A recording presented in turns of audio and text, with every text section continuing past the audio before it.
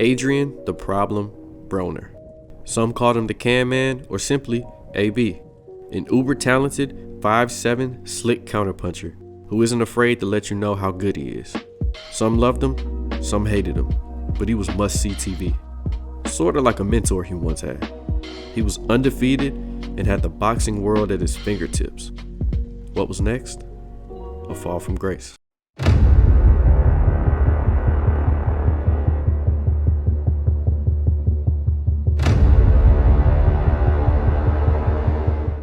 Adrien Broner had an impressive 27-0 record with 22 knockouts after a split decision victory over Paulie Malignaggi.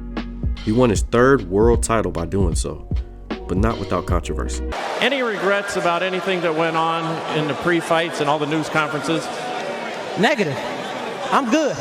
I beat Paulie. I left with his belt and his girl. Adrien, congratulations on winning the title. Paulie, come on in. Pussy, dog. Don't stop. Hey, I'm just saying, you lost. I know I lost. But Hold on, wait. But don't brag about taking my side piece. Don't brag about taking my side piece, though. That's my side piece. You don't get laid. Next, Marcos Maidana.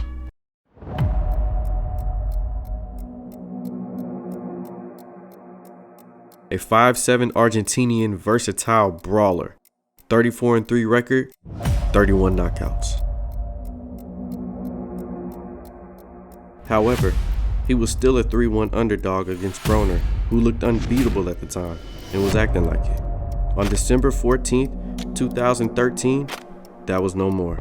In a fight dubbed Danger Zone, Broner got dropped by a big right hand in the second round, then a left hook sent him to the canvas again for a second time in the 8th round. Marcos Maidana won by unanimous decision, and Adrien "The Problem" Broner had not only been defeated, but dominated. So what's next? With one single loss, the next Floyd comparison started to fade away. Plus, boxing fans who weren't particularly fond of his brash, flashy lifestyle took great pleasure in watching him lose. They never got the chance to do that with Floyd. This left the boxing world wondering how Broner would respond.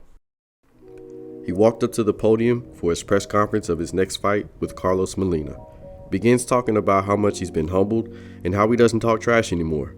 And then he stops, with the media clearly understanding that he was joking.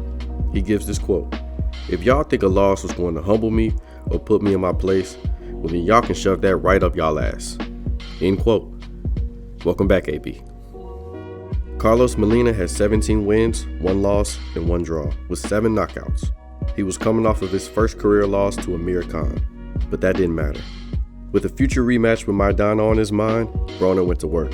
Less showboating, less flashiness, just boxing. He outworked Molina and won by unanimous decision. That was May 3rd, 2014. Broner would go on to win 5 out of his next 6 fights. But on October 12th, 2016, Adrien Broner posted some alarming images and captions on his Instagram page, hinting at suicide. And 5 days later, he was charged with misdemeanor battery for allegedly choking a waitress at Dre's, a nightclub in Las Vegas. On April 20th, 2017, Broner was stopped by police in Kentucky, and during the stop they noticed bullet holes were in his car. Broner claimed he was targeted earlier that night by unknown assailants because he was rich and famous and they were jealous. He was arrested later that night from a warrant stemming from a failure to appear in court from a previous arrest in 2014. September 10th, 2017, TMZ reported on an incident in Las Vegas that caught Broner knocking out an agitated fan on video. It started with him taking pictures with fans. Then a moment later, a man began to heckle him. A female companion tried to restrain him, but he shoved her out of the way and knocked out the heckling fan. He was issued a summons on October 26th concerning the issue, but on November 8th, it was returned and was not deliverable as addressed. He was scheduled to appear in court for an arraignment, but the Las Vegas judge said he didn't show. Then a warrant was issued for his arrest. Broner claimed he didn't know about the hearing, and if he did, he would have appeared. February 13th, 2018, Broner was booked in Fulton County Jail in Atlanta on a misdemeanor sexual battery charge, but was later released on bail. Okay, I know that was a lot, but these charges and cases weren't just small bumps in the road for Broner. They were serious. You can't just get back to boxing when it seems like everything is crashing down around you, even if it was from your own self-destruction. And it showed. Broner didn't win his next 3 fights. It seemed like the wheels just kind of fell off.